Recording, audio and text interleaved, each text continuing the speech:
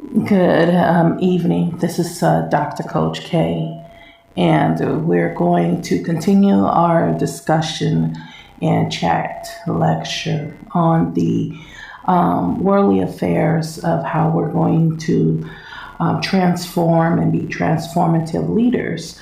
The three textbooks that I am going to teach out of and read out of is The Rich Get Richer and the Poor Gets Prison Ideology Class in Criminal Justice by Jeffrey Raymond and Paul Leontin.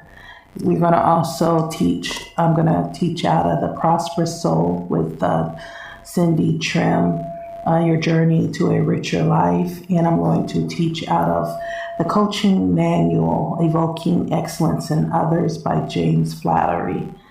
So we're going to work through the mini curriculum. As you know, the foundation of this curriculum is Strength to Love by Dr. Martin Luther King Jr. And we're going to center it around the theme of the Game Changers Championship. This mini curriculum is to showcase the academy.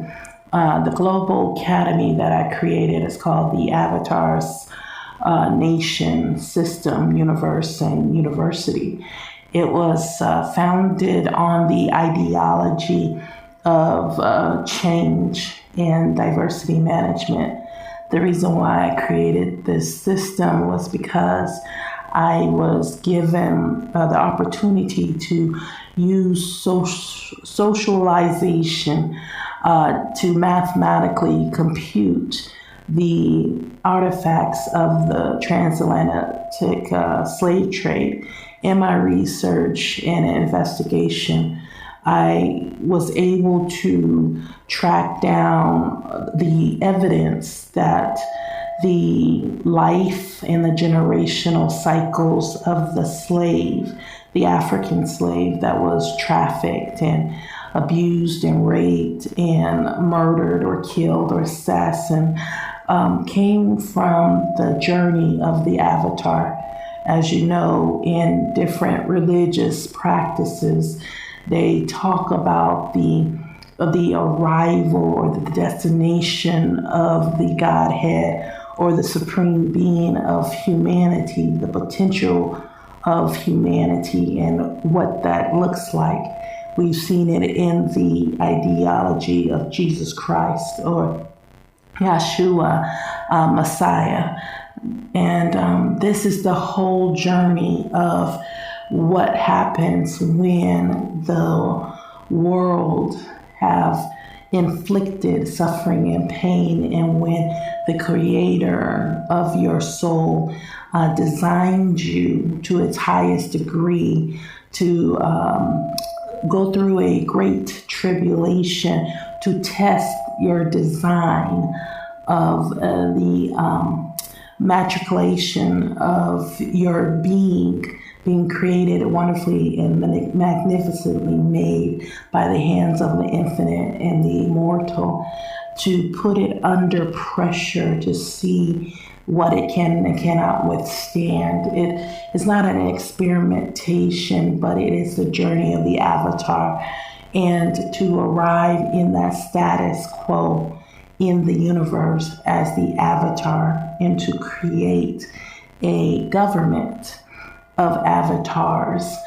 This would look like the transatlantic slave that went into the fire. We call it the furnace, brimstone, the lake of fire, symbolic of the Shadrach and Meshach and Abednego with the prophet Daniel, who was tried and tested and refined by their faith.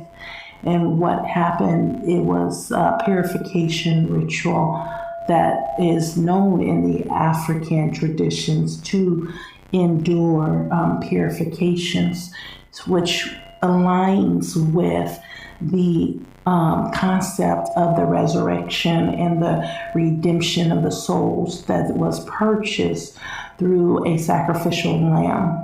We have to identify the group of people that will share in that kind of fellowship.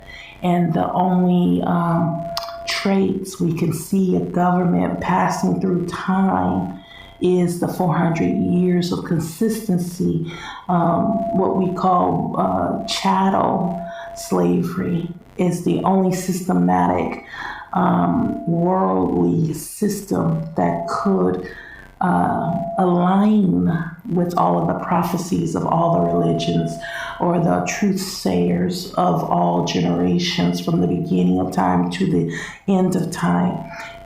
The mold or the culture that fits that is the 400 years of chattel slavery through the African slave that was kidnapped, trafficked, taken to a land. Some rotated, as you say, because the Americas, as we have conceptualized, was Africa. As you can see, Africa had a chunk missing. It was perfectly matched with the Americas. We use it as a puzzle piece to identify the conclusion that the Americas was the chunk of Africa, and they were one and the same. So the American natives were Africans, and the Africans were Americas. So we are saying they're twin sisters, or they were one and split in half. So with this said, my goal is to do a miniature or a mini curriculum to include the masterful curriculum of the Avatar Nation as we grow financially and resources globally. Until then, we use the scraps or crumbs under the table, as you will, and do page by page. So once again, enjoy. This is called the Game Changers mini curriculum. There is going to be a lot of conversations around these 4 textbooks, and hopefully you will grow your communities knowing your birthright and inheritance as part of the Godhead, the everlasting government. Until you are able to embrace it and embody it, it will be a disconnect, and that will be a woe to that generation. So let's not be the woe, but let's be the wow factor, the wonder forever. Selah. So on page 12, we're going to talk about how Dr. Raymond and Dr. Layton laid out their ideology about the rich and how they are getting richer, and how the poor is getting imprisoned, and how our criminal justice system has nothing to do with justice at all. It's a cover-up, as you will. It's a wolf in sheep clothing, because the ideology of justice don't exist in the colonization or the globalization world of the 21st century. Our world has no justice. Our generation for 400 years do not even know what justice is. As we have identified, judges cannot judge if they don't have purity. And so we have a world of blood on their hands, so therefore justice cannot be born. So with that said, let's see how these men of scholars articulate the wolf in sheep clothing when it comes to the criminal justice system, and how it is a profit system, a business of enslavement, and of course of cruelties. Okay. But then the good news began to arrive. A New York Times headline in 1996 announced a large drop in violent crime is reported. The article said that President Clinton asserted that his policies included putting more police officers on the streets and regulating the sale of handguns and assault rifles had helped contribute to the decline. Less than 2 weeks later, U.S. News and World Report ran a cover article titled "Pop Gun Politics," asserting that neither President Clinton nor his opponent in the race for the presidency, Senator Bob Dole, was telling the truth about the crime issue. For example, while Clinton claimed that his policy of putting 100,000 new police on the street played a big role in the recent crime drop, the magazine reported that Clinton had won funding for 44,000 officers, of whom 20,000 are on the beat so far. Experts say that the number could not have reduced crime much, with officers working in shifts, taking vacations, and so on. It requires at least 5 officers to provide 1 officer on the street around the clock for a whole year. So those 20,000 probably amount to no more than 4,000 new police on the streets around the clock. Untroubled by such facts, President Clinton reported in 1997 radio address, "We had a comprehensive plan to fight crime, to put 100,000 new community police officers on the street and tough new penalties on the books. This approach is working." This week, the FBI reported that serious crime dropped another 3% last year, dropping for the 5th year in a row, the longest decline in more than 25 years. This is great news. And how shall we respond to this news? Continues President Clinton. Now that we've finally turned crime on the run, we have to redouble our efforts. Then, 2 years later, in his 1999 State of the Union address, the president was singing the same tune. "I propose a 21st century crime bill to deploy the latest technologies and tactics to make our communities even safer. Our balanced budget will help to put up to 50,000 more new police on the street in the areas hardest hit by crime, and then to equip them with new tools from crime mapping, computers, and digital mugshots." Early in his first term, President George W. Bush noted the decline in crime and added, "But unfortunately, American society is still far too violent. The violent crime rate in the United States remains among the highest in the industrialized world." This speech was in the context of the president's blueprint for new beginnings, which included $821 million for prison construction and private prison space, plus $140 million to support additional detention beds. The declining crime rates, coupled with the terrorist attacks of September 11, 2001, brought about the opposite of the situation described by President Clinton above. Americans became more concerned with threats from abroad, so crime became a low priority issue. But a 2005 statement shows the administration's call for more of the same in its support for the Gang Deterrence and Community Protection Act. Aggressive law enforcement and tougher sentencing laws bear a good deal of the responsibility for the precipitous reduction in crime rates, especially for violent crime over the past decade. The Department of Justice's 2006 budget noted the need for $1.2 billion to incarcerate larger numbers of prisoners because of the aggressive enforcement of the administration's law enforcement initiatives and the resulting detainee population increase.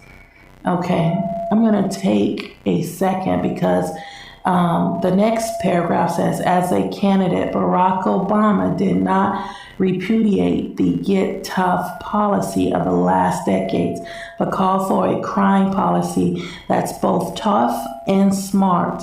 An article of the Political entitled President Obama Backing Off Strict Crime Policy suggests a break with past federal crime policies, and it is significant that the harsh disparity in sentencing between crack and powder cocaine has recently been reduced from 100 to 1 to 18 to 1. Okay, let's take a break from that. So as I delve into doing research, we have identified the people of color, which is the trafficked African slaves that for 400 years of children in the United States have been the primary suspect in the criminal justice system. The Latinas and the Native Americans, and then we have the hard, tough on crime to these, out of these populations, the African diaspora Black men. So what we're looking at is the decline of Black population in death. We have a decline in its population where it was 30% Black Americans in the United States, and now it's down to 12% in the 21st century. So in reality, the tough on crime meant the death of Black Americans. This meant the decrease of Black American men through death, not rehabilitation of the communities, not the ideology of repairing damaged communities by street repairs, housing repairs, education resources, good stewardship management of ecosystems, and erase environmental injustice. It meant the population control, which is a death sentence, if not genocide, to Black Americans, who is classified as a forever free population in the executive order of the Abraham Lincoln executive order during the Emancipation Proclamation. So with that said, we have a war against Black Americans by the federal and the state, using the authority of law enforcement in the justice system.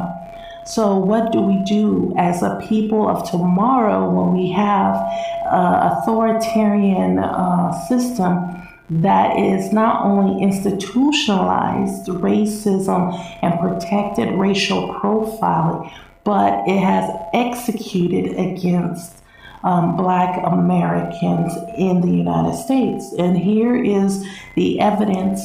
In the industrial societies, the United States is the highest population of Black Americans.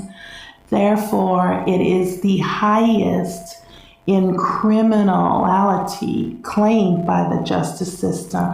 To prove a point, it's the highest in deaths against Blacks. So who is the criminality? If the highest is in the prison system is Black populations, and they're the highest of deaths, then that means the crimes that's been done against Black Americans is not being executed. Therefore, there is no criminal justice system if there's a high population of deaths against Black Americans. So where do we go from here? How do we rectify? How do we redeem and get safety in a system that is aggressively targeting our demise or our execution or our extinction? We have to ask ourselves these questions. How can we become a prosperous soul and live our journey to a richer life if we are being targeted by an authoritarian world? So how do our avatar souls under pressure rise to the occasion? How do we defeat death daily? How do we defeat the strategies of death against us and our children, our babies? How do we overcome? How do this magnificent, wonderfully made soul defeat such a stronghold against our communities? That is going to be what we be working on in these curriculums, is the avatar nation rising up to the everlasting government power over the universe. Thank you. Selah.